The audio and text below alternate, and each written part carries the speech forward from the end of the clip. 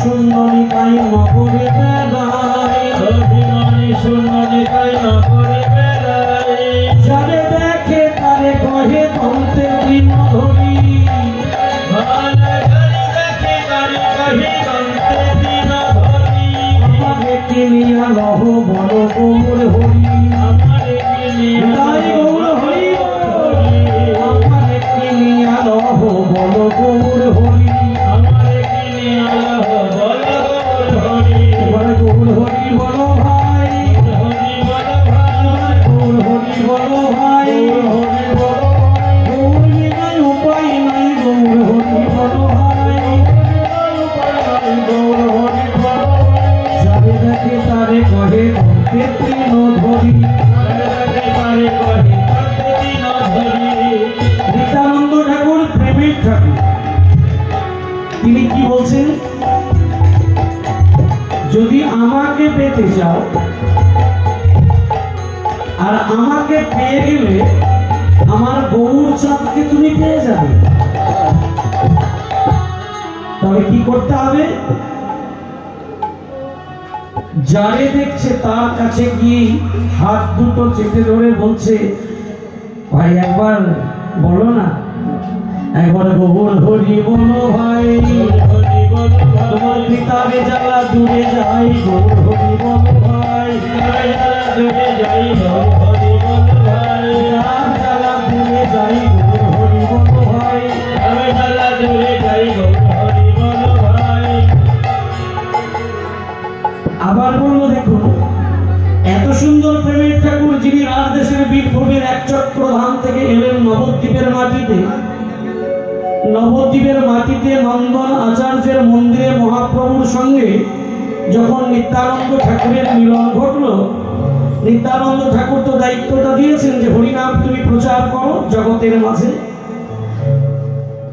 নিত্যানন্দ ঠাকুর তো আর নবদ্বীপের রাস্তাঘাট চিনত না, কিন্তু যাকে দেখছি তাকেই তো বলছে তুমি একবার হরি বল বলে আমাকে কিনে নাও। যেমন জগাই আর মাথাইকে বলল, ও জগাই একবার বল, জগাই রে একবার বল হরি বল। আমরা হরি বল বলবো না, শুধু একবার বল হরি বল। আরে বলছি তো বাবাজি, বলবো না হরি বল, আমরা একবার বল হরি বল। কত বলবো, কতবার বলবো তোমাকে, আমরা হরি বল বলবো না। দেখেছেন তো জগাই মাদায় বলছে না আমরা হরি বল বলবো না, তুমি আমাদেরকে যতই বলতে বলো হরি বল, আমরা কিন্তু হরি বল বলবো না। তবে নিত্যানন্দ ঠাকুর বলছে তোমরা হরি বল বলো, আর হরি নামের এমন একটা কি আছে বলুন তো, নেশা। হরি নামের একটা নেশা আছে। এই যে এক কথা বললো তিনবার জগাইয়ার মাথায় যে আমরা হরি বল বলবো না, হরি বল বলবো না, হরি বল বলবো না। পরের দিন সকালবেলা মাথায় বলছে জগাইকে, ও জগাই কালকে সেই সাধু বাবা হরি বলা বাবাজি বারে বারে আমাদেরকে বলছিল বল মাথায় হরি বল, বল মাথায় হরি বল। আমার শুনে হাসি পাচ্ছিল, আমি বলছি হরি বল বলবো না, তবু সাধু মানুষ শুনবে না। আমরা বলছি হরি বল বলবো না। আজকে যদি সাধু বাবাকে পেতাম তাহলে আজকে আবার কি বলতো কই দেখতে পাচ্ছি না। আজকে তো সকাল সকাল আমরা চলে এসেছি রাস্তাতে, কিন্তু ওই হরিবলা বাবাজিকে তো দেখতে পাচ্ছি না। এই যা বলেছে অমনি নিত্যানন্দ ঠাকুর আসছেন। বল কৃষ্ণ প্রভু কৃষ্ণ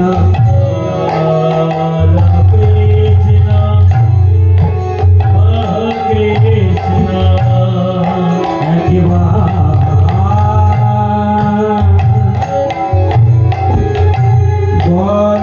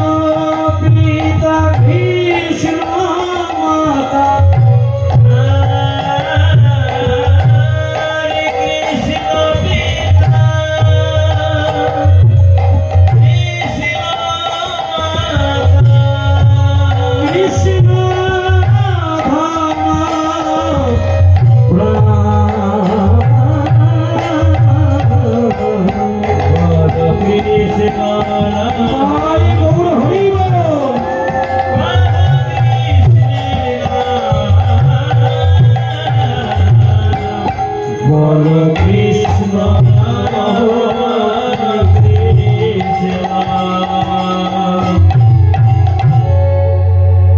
মাথায় রে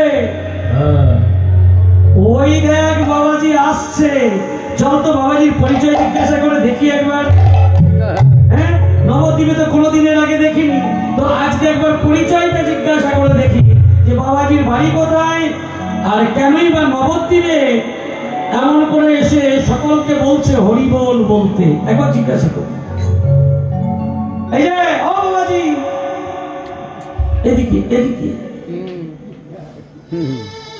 যেই না দেখেছে নিত্যানন্দ ঠাকুর অমনি মনে মনে চিন্তা করলো তাহলে মাথায়ের জগাইয়ের হয়তো একটু সুমতি হয়েছে। ওরা বোধ হয় হরিবোল এবার ইচ্ছা করেই বলবে। নিত্যানন্দ ঠাকুর যেই কাছে চলে এলো আর অমনি মাথায় জিজ্ঞাসা করছে, আচ্ছা বাবাজি, আমরা তো এর আগে তোমাকে নবদ্বীপে দেখিনি, তো নবদ্বীপে যে তুমি এসেছো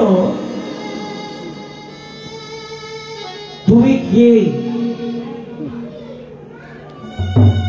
নিত্যানন্দ ঠাকুর বলল, আমি চাষি,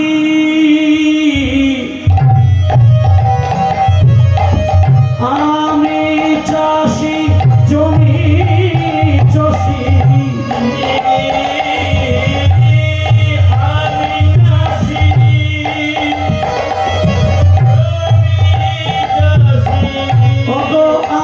চাষি জমি চষি,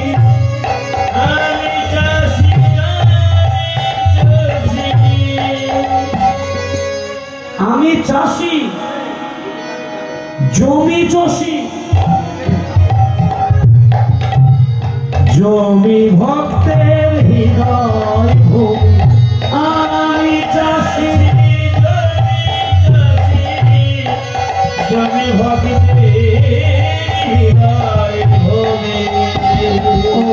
আমি চাষি। হরিবল হরিবল,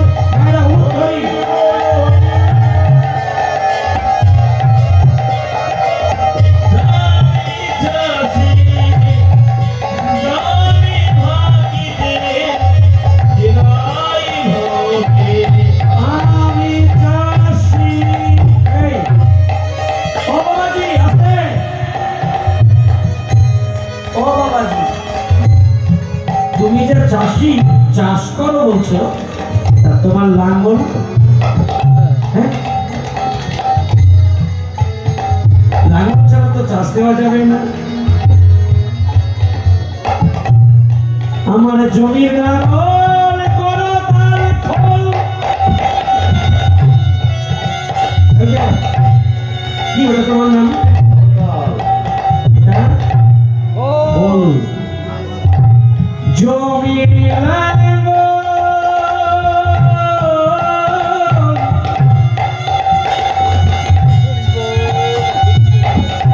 করো তার ফল,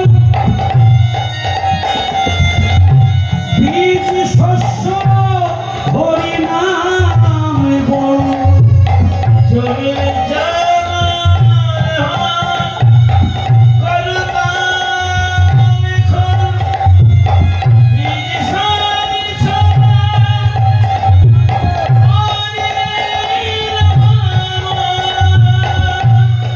বীজ শস্য হরিনাম বল।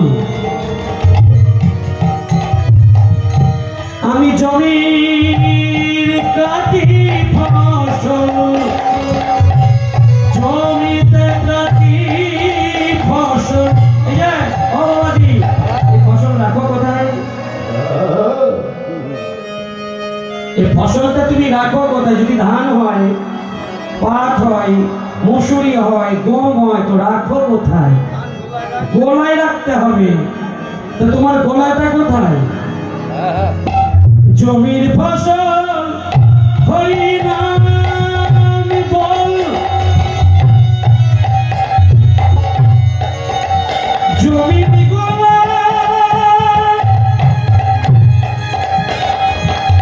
ভক্তের হৃদয় হৃদয়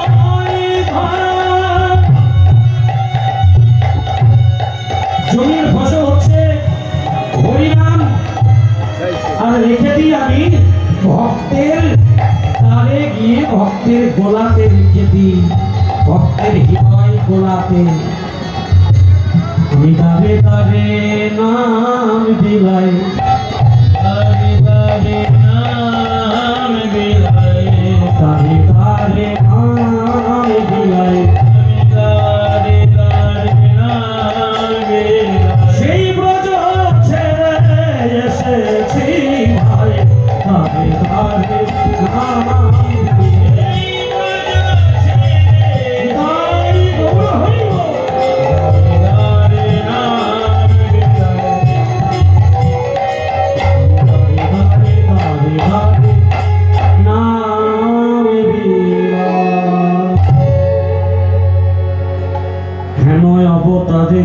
রুচি না জন্মিল। কৃষ্ণা পদকবি লোচন দাস বললেন, এত সুন্দর অবতার এর আগে কোন জন্মে কিন্তু হয়নি। সত্য তেতার আপরে কি এসেছিলেন ভগবান এমন করে?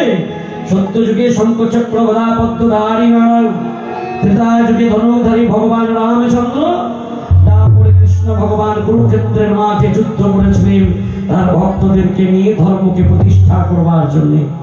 আর কলিযুগে কোনো অস্ত্র নাই, শুধু প্রেমের ঠাকুর প্রেম বিতরণ করতে বলে কলিযুগের মাটিকে ধন্য করে তিনি এসেছেন। দাদা বলরাম হচ্ছে নিত্যানন্দ, আর কৃষ্ণ ভগবান শ্রী চৈতন্য মহাপ্রভু।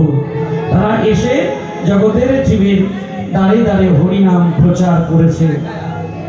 আজকে যে লীলা আমরা আস্বাদন করছি কুঞ্জ বর্ণন, যে কুঞ্জে আমার মহাপ্রভু কীর্তন করেছেন শ্রীবাসের মন্দিরে। শ্রীবাস হচ্ছেন দেবর্ষি নারদ। আমরা সবাই স্বর্গে যেতে চাই, পূর্ণ করতে চাই না। পূর্ণ করতে গেলে কি হবে? একটা কেউ যদি পাপ করে, আমরা বারণ করি না এইটা করিস না, পাপ হবে। আর পাপ হলে কি হবে? পাপ হলে তুই নরকে যাবি বেটা।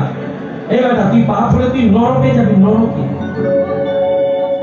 তাহলে কি করলেন? স্বর্গে যাব বললো পূর্ণ কর, যদি পারিস পূর্ণ কর। যত পূর্ণ করতে পারবি তত তুই স্বর্গের পথে। কিন্তু দেখুন এখানে স্বর্গে যারা ছিল তারা মর্তধামে এসেছে। যারা স্বর্গে ছিল তারা মর্তধামে। দেবর্ষি নারদ তিনি মুনি, তিনি এলেন এই নদিয়া নগরী। কেন না? দেবতা হয়ে থাকতেই তো পারতেন। কালকে যেমন বলছিলাম ব্রহ্মা, তিনি এসেছেন হরিদাস হয়ে। দেবাদিদেব মহাদেব তিনি অদ্বৈত গোসাই, মা দুর্গা সীতা ঠাকুরানী। এই যে যারা ব্রজে ছিল, যারা স্বর্গে ছিল, তারা সবাই যে একত্রিত হয়ে এসেছেন। কেন? ভক্ত সঙ্গ করতে, ভক্তদের সঙ্গ করবার জন্য। ভক্ত সঙ্গে একটা আলাদা আনন্দ আছে, তাই না? যত ভক্ত বেশি হয় দেখবেন তত আনন্দটা বাড়ে। যত ভক্ত বেশি হবে তত আনন্দ বাড়ে। তাহলে ভক্তের কাছেই এসেছেন স্বর্গের দেবতারা এবং ভগবান ঐশ্বর্যপূর্ণ ভগবান তিনিও এসেছেন আমাদের এখানে। এই নবদ্বীপে মাটিতে এসে তিনি হরিনাম করেছেন শ্রীবাসের মন্দিরে। হরিনাম করে